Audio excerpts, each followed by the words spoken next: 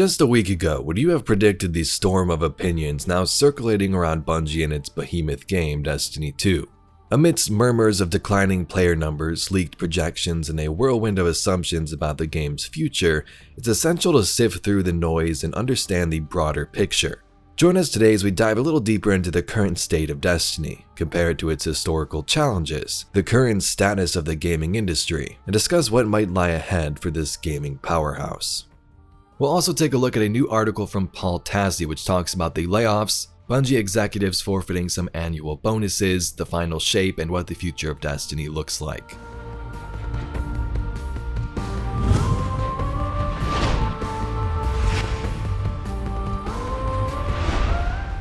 In a new article from Paul Tassi, new revelations about Destiny 2 declines, Bungie layoffs, and the final shape as a make or break, we get some information. First, we'll start with the layoffs. At first, it seems Bungie employees asked about executive compensation as one of these levers to avoid layoffs. They were told no, that's not going to happen and these executives aren't going to take pay cuts. But actually yesterday it appears there's some new information. Bungie responded saying that CEO Pete Parsons and some other executives previously forfeited annual bonuses before the layoffs. The staff was not informed of this until yesterday. The sum of those are unknown. Internally, they all seem to be blaming themselves for this, Bungie in that case, the higher-ups, and not Sony, even the management. Apparently, if Sony didn't step in and buy out Bungie, then with the current Destiny 2 performance, the studio itself may have been in jeopardy. Some have brought up the new building they created. Now, the expensive new building was a separate project that likely would not have saved jobs given the context of when that was drafted and when work started. Similarly, the $1.2 billion in employee retention from Sony was spent long ago, often on buying out employees' Bungie shares, which then went to Sony. There's nothing left in that pot to avoid layoffs, which wasn't what it was meant for this late in the transition. The 45% miss is important and was not necessarily some wildly inflated projection. Lightfall sold very well, but there was a real damaging drop-off after this. As for the final shape, it appears some people knew about this months ago, but it was happening kind of late enough where there couldn't be a 30th anniversary size drop to split the season, make it seem longer, kind of like they did a couple of years ago. Apparently though, there will be something in Season 23 in the gap, but there were no specifics. As mentioned yesterday, they want the final shape to be the best Destiny expansion ever, on par or better than the Witch Queen, Forsaken, and the Taken King. The final shape campaign and features are reportedly quite solid even in its current state, ahead of this planned future work, but they want to go even further, and there is some concern about crunch to make that happen, even with a delay. Now, Destiny overall. Part of the PvP strike team was impacted by the layoffs, but significant progress has been made on the map pack already in the works and it should not be cancelled. No significant changes have been announced to staff for the longer-term future of Destiny 2's plans because of these layoffs and the delay, yet at least. There's no known plans to reduce support for Destiny 2 below old, already planned levels. No info about long-term or Destiny 3, which he get the sense wasn't happening. In-game LFG has been tremendously difficult from a tech perspective to implement, so not sure what's going to happen with that. There have been many meetings about microtransactions where many devs wanted to reduce them, but they were always given the reply that they are necessary given how expensive Destiny is to operate, which sucks, but I guess also makes sense if you're a big company. Event cards may seem lame, but they sell very well, or you'd be surprised how many people are still buying the oldest expansion that we always say should be free by now. And then he rounds up by saying the ultimate goal is for Bungie to be a multi-IP studio with multiple games and revenue streams. If Marathon is a success, there are likely not plans for some huge mass migration from the Destiny team to the Marathon team, abandoning the franchise. So that's great news, and it always seems like the case. Some people will say they're just doing all this with Destiny so they can make the new game Marathon and forget about Destiny. Hey, that could still happen, but that's not what they have planned according to this source. So to summarize this, Bungie took some risks. Lightfall sold well, but after that there was a huge drop-off in player retention and expected revenue. Apparently some of the executives took some sort of pay cuts from their annual bonuses, but that amount is unclear. If Sony didn't buy out Bungie and take them over, Bungie might have went under as an independent studio.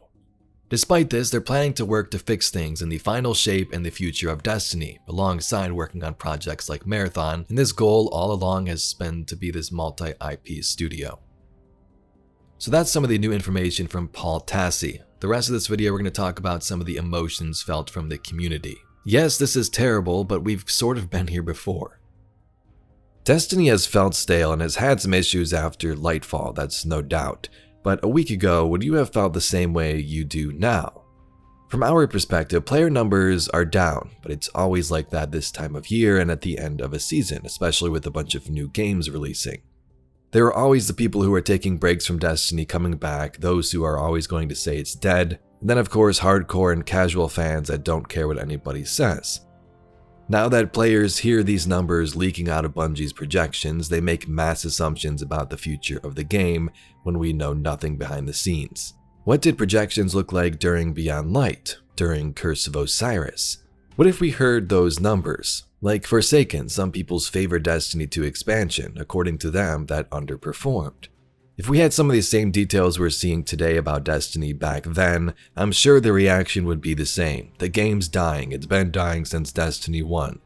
Or, wait, they actually fixed some things? Witch Queen was good with over 1 million pre-orders? Lightfall on the same track even before release. Now, Bungie did have 2 external studios assisting them back in those days around Forsaken to turn things around, so it's no doubt going to be a big task now leading up to the final shape, but they've been in these situations before, that's the point. All this rightful negative feedback won't help them either, especially the devs, not the higher-ups who just want to build an epic experience. There's no doubt the game's suffering after Lightfall, but the final shape is likely close to done. Who knows, they may have even begun work on the episodes. Maybe you thought the game was stale and decided to ditch it a while ago. But if none of this recent information came out, I'm sure you would feel somewhat different. Sometimes it feels like some of this blows up way too much. Think about it this way, if the final shape was delayed and that's all we heard, we'd be like, oh great, it sucks, but might as well give them some time to polish things up and give us a great expansion.